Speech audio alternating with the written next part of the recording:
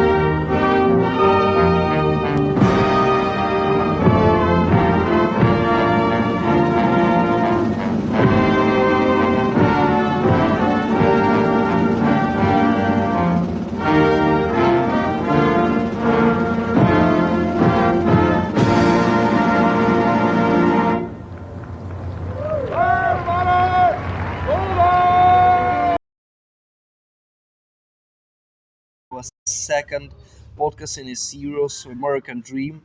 And today, our host, Mike Bond from Roseville, California. So, Mike, thank you for coming today. Nice to meet you. Could you please tell us how you came to United States, on what visa, and how your American way started for you? Well, to be honest, it wasn't ever my choice. I was only 11 years of age back in 1992. My dad just grabbed my hand and said, "Family, let's go to United States." So I did not have any sayings. I was I did not have a choice. Um, but he just took me and I became to Philadelphia. He's like, "No, Philadelphia is garbage." And then we went to California. That was exactly 33 years ago. Well, 2 days ago was 33 years ago, Oh my and God. I'm here now. So not by choice. Well, I understand, but I just would be glad to know. I would be glad to know that. So basically, it was quite an accident, and it's really interesting because many people plan it up front. They're coming to United States, but your father came really like accidentally. What visa did you come on? Was this a travel visa or was this a refugee visa? Sorry, Mike. No, you don't understand. There was no visa. Okay, okay. Uh, there was no visa. I was an immigrant at the point to where my dad sought an asylum from political religious view of that he was um, up against that at the time, and we came here to the states, and it was much different back in 1992. There was no difficult ways of us getting a legal status of being in the states now. For example, I have an American passport, no problem. I had I do well. I did have an alien card, which is called a green card back in the day. Hmm. Um, I was a kid, so when I was a kid to get all that, it wasn't really that hard because back in the 90s, it was easy to get one of those. Your parents usually take care of that. So I that's how I came to be. I have a good way of persuading life here in the United States easily or easier comparing to the ones that actually do come to the States now. So, like I say, it was not by choice. I was forced to be here. Do you understand that part? Well, for sure, I understand that part, and I do understand that it used to be much easier back in that days to become a refugee and to get a legal status in United States. But the thing is, I don't understand. I would be glad to clarify how, like, did you came on a plane to United States, so you requested asylum on the border, or maybe you went to an embassy in your country, and where did you used to live before coming to United States? What country was it and what city? Could you please share that details? Yes, of course, I can. Like I keep saying that it was not by my choice because I was a kid to be brought into the United States. I was born in Nizhny Novgorod, Russia. Well, back then it was Soviet Union, and problem was with the passport making only due to when we left Soviet Union, it was Soviet Union. When we landed in the United States, it became Russia back in 1992. Is what my dad says. It was hard to make a passport because I was not a Russian citizen. I was a Soviet Union citizen and whatever. But somehow they still made me a passport. And did I leave that as a refuge or a refugee? I don't know. What my dad did back 33 years ago. Well, he took me out of there, and I don't know for what reason. Okay, I okay, think it's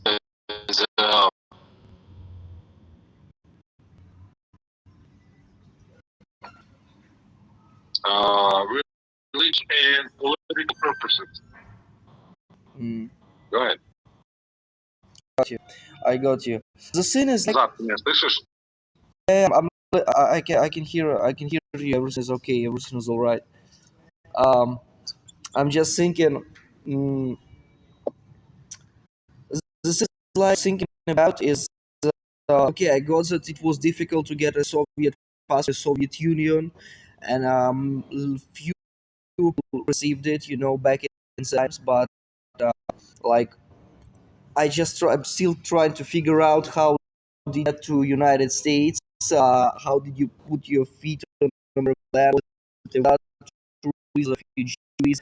Anyways, this situation is still unclear to me, but we can just keep it. If you have no answer to that question, no worries.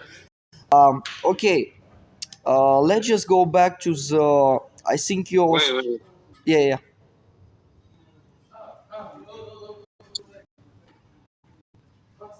Well, I'm trying to make it clear to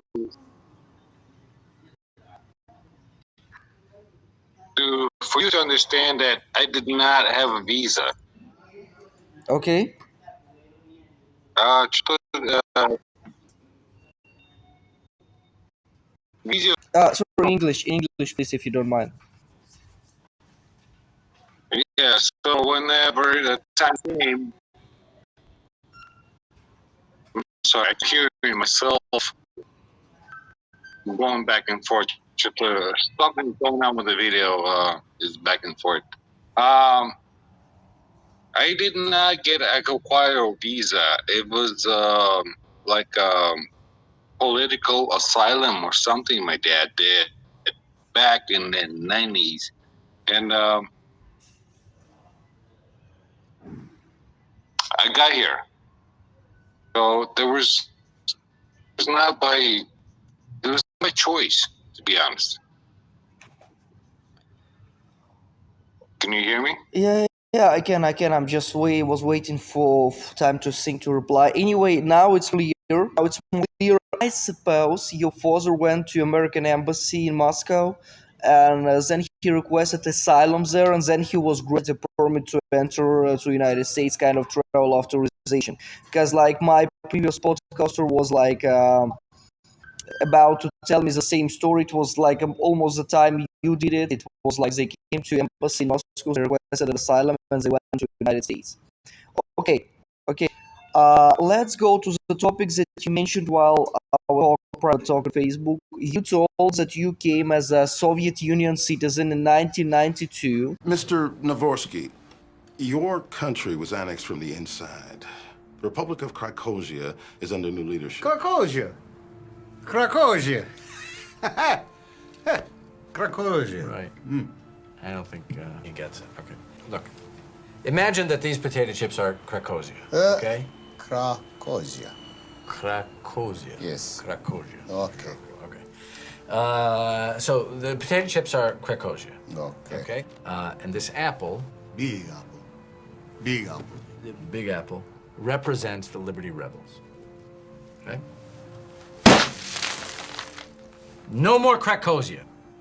Okay. New government. Revolution. You understand? So all the flights in and out of your country have been suspended indefinitely.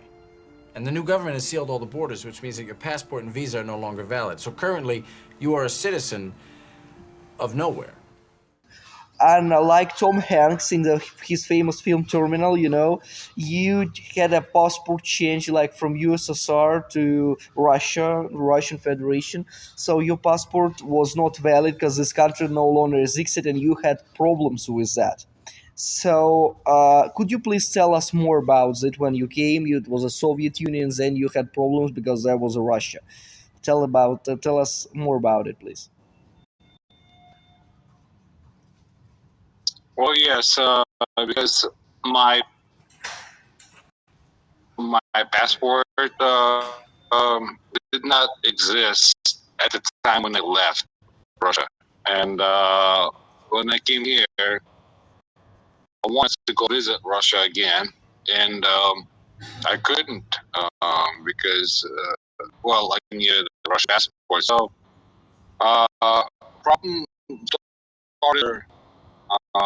My Soviet Union passport was no longer valid, and to the Russian passport, they needed uh, um, uh, a proof where I was born, basically, and it was a little bit difficult to prove where I was born.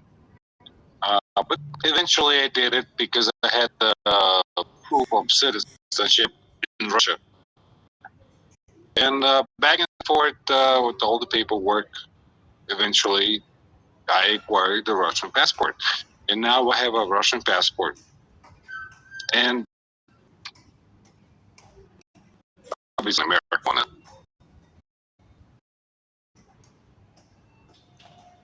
Well, okay, that's clear. So basically, when you didn't have any passport at all in the United States, I think you have probably faced some difficulties getting like a U.S. green card or maybe like that. Do you remember something like that, or you had guys problems in the sense, like showing your documents and government institute? Was it like that for you?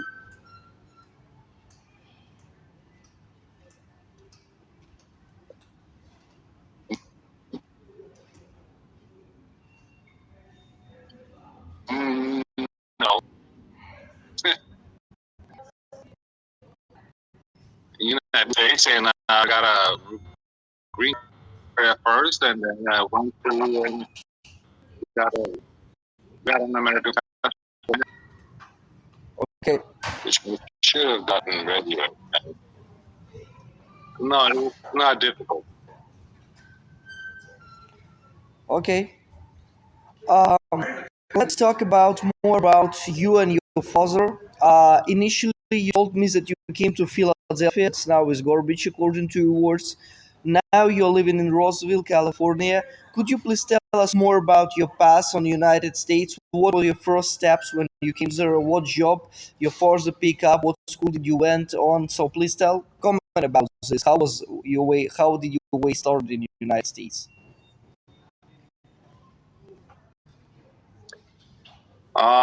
Well, Philadelphia was brief. Was only for about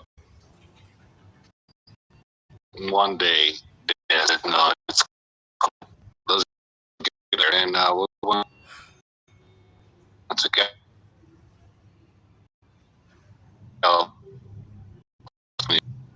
well, as far as when we got Tuesday, I was in school. It was fairly easy. I was a kid back then, and there only took me 1 year to learn English. I was a kid, so really not much about it. So that's it. Okay, that is interesting. So basically, you just came, but I would be glad to know some really private, interesting details, because like some people really come with not a sufficient amount of money to the United States, started from zero. What job did your father pick up, or maybe he started some business? Did you have a significant capital while coming to the United States? You maybe just came like with $1,000 back the days.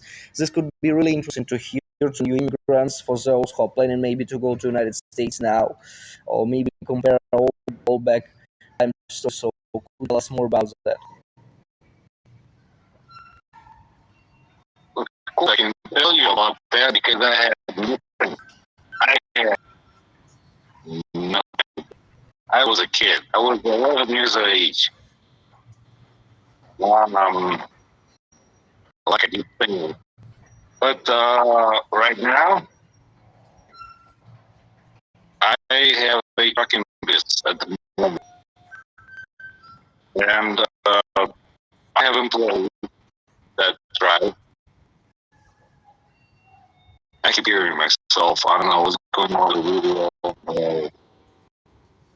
It's just a little bit annoying. But besides that, I have a trucking business, and I have a repair shop that takes care of a lot of things in my family at the moment. But not much excitement there. It's just people that work for me, and I live my life as happy as I can. That's it. Well, yeah, that's interesting to know about your current life, and hopefully you have your own company, your own trucking business. That's cool to hear. The thing I was asking about was what did your father did back at the time? Who was him to work, or maybe he started with entrepreneurship, and what were like you came to America and relaxed, so maybe you just came with a very few bucks in a pocket. I mean, the question was more not about you, but about your father. Of course, he was a kid and he was not supposed to have a lot of income and like to have a good job. But anyway, it could be interesting to hear what was your father experience back that days, if you don't mind to share. Interesting. My dad did really not have anything. Um, he was working as an ambulance driver back in Russia. Uh, he was broke, and he came to the United States with 5 of his kids with nothing. It was literally $0, like literally nothing, and he was on welfare um, for about 5 years, and trying to feed his family. And he, after 5 years, he went to work for Siemens to build trains. I remember those days, and he came to complain that he was making less money working than he was getting money on welfare. And interestingly enough, where he become to start work at some construction companies and railroad yards, and just so he can survive. But he did not have any capital or any money at all uh, in, a, in advance to be here. So he was completely broke. And eventually, back in 2006, he decided to buy a truck. Truck was like, and we started to make money in that one. And slowly but surely, we start to become more successful than with his previous jobs at some place that he worked at. And right now, right here, I mean, I own 7 trucks right now at the moment. My dad just retired. He uh, as we all do. Life goes on. Uh, Simple as that. That is a really cool story, and now I know who is in front of me. It's great that you have a but your father came as an ambulance driver. It's a really tough job to do, honestly. Very stressful one back in the Soviet Union days. And when he came, you told me he came with a bottle of whiskey and with nothing. So yeah, of course he was on welfare as you told, but like the very first days, right? So how did you manage to get a house, like to get to LA? Was this like friends help, or you got some people in the United States who were about to help you? So how was this, if you know these details? So when you initially came, let's say if I would came without $0, let's say to LAX airport, I would go to my friends and I will ask some help or maybe found some job. But what was your initial steps when you first came with nothing in America?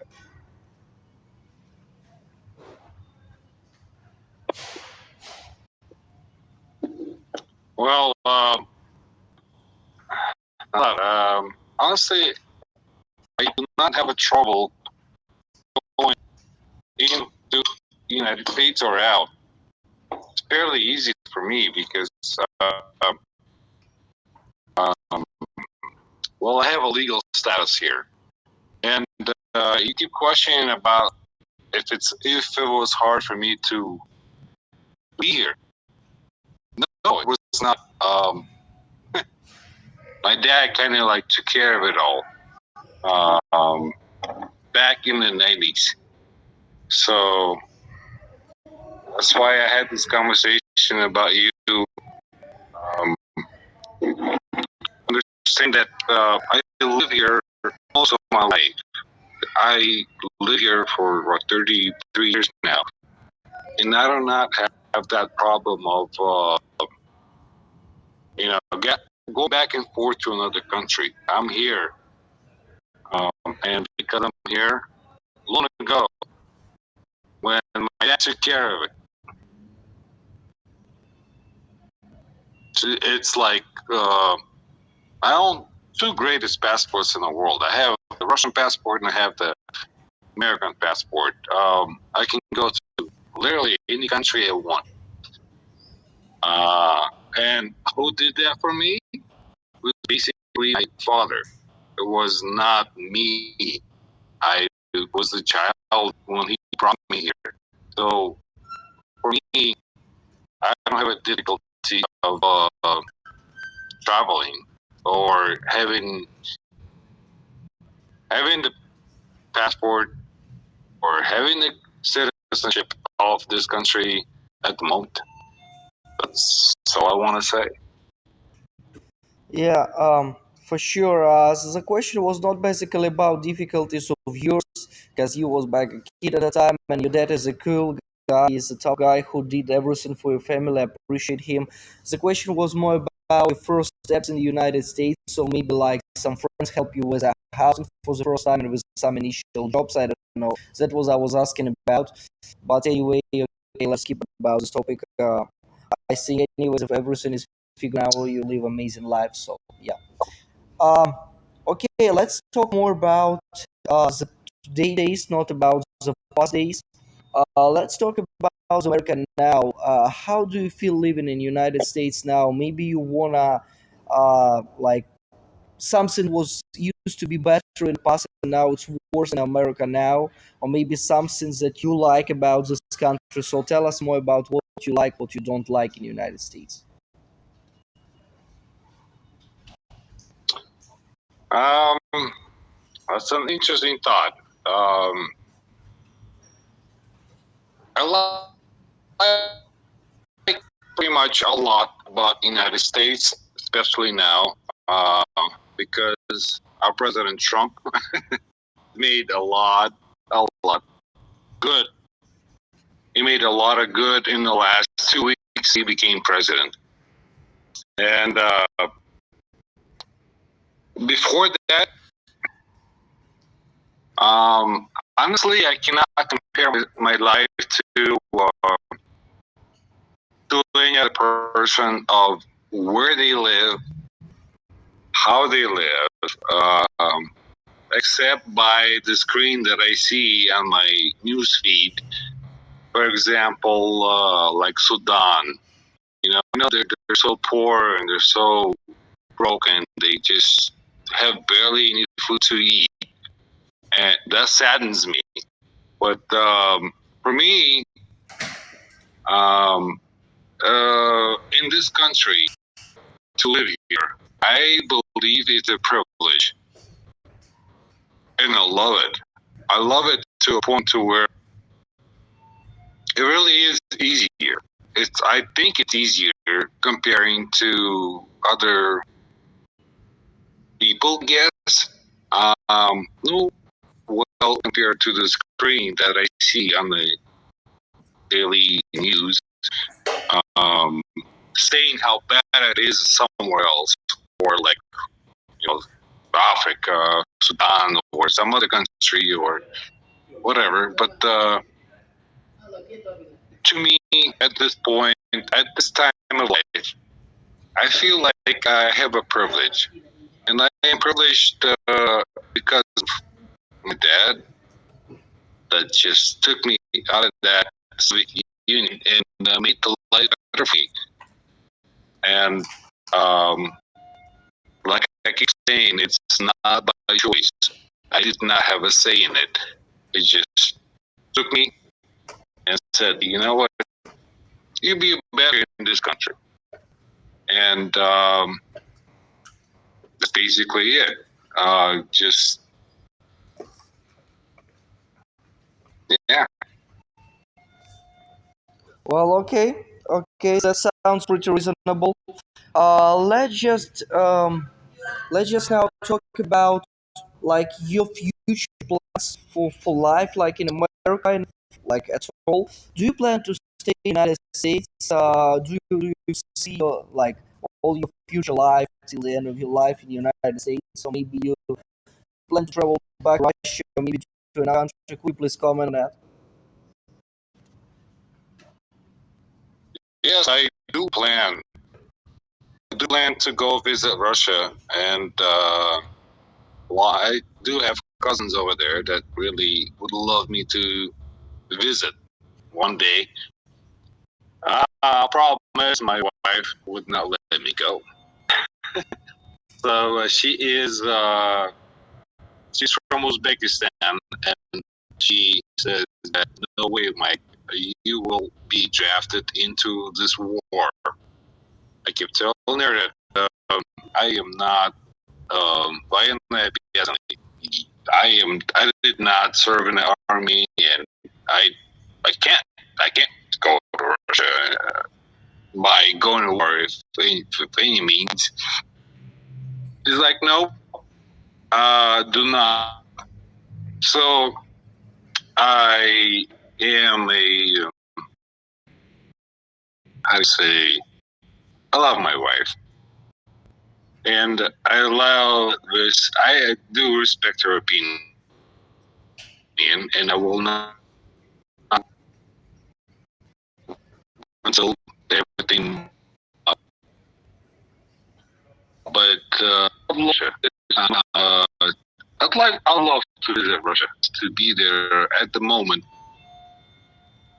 as of a few years ago, and I just simply can't because of this war. And whenever it ends, I will be there the first day. Well, okay, and Yeah, your wife could sound reasonable. I understand her fear, but anyway, I will tell you a spoiler, so it's not gonna affect you because mostly it never happens like that. It's not easy to really recruit to the war if you just come back to Russia as a tourist. But if we touch this topic, could you please tell me what's your opinion about the ongoing conflict in Ukraine, as a war between Russia and Ukraine? What's your opinion about your personal and your family? It will be really interesting to hear that. It would be really interesting to know that. Well, honestly, I don't care. I don't care what the fuck are they doing right now. But what Putin is doing is basically he is protecting his own interests of NATO, not going any further. Back in the 90s, NATO did promise that they will not move an inch, expanding their territory of NATO interest. And they did. They failed. They failed to promise that, to fulfill that promise of extending NATO towards Russia closer. So what Putin is doing is basically protecting his homeland. He's, honestly, I probably do the same thing. It's his own interest to protect his homeland. But uh, I do not like all the killings in, you know,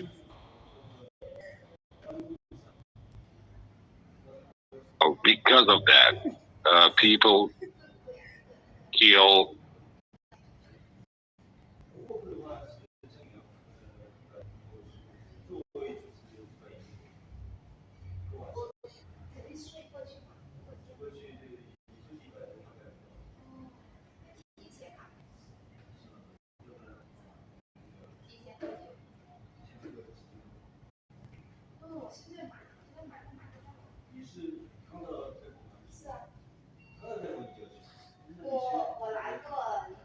Looks like camera.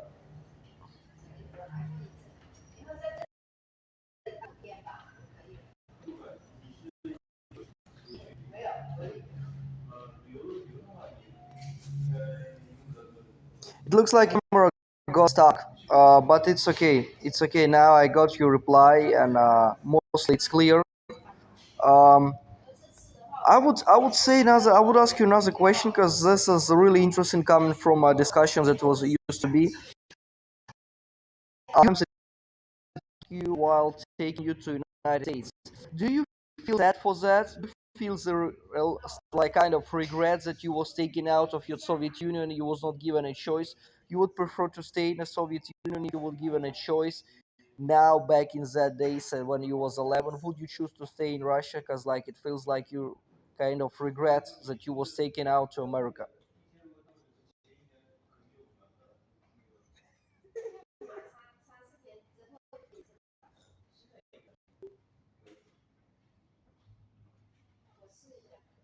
Mike, can you hear me?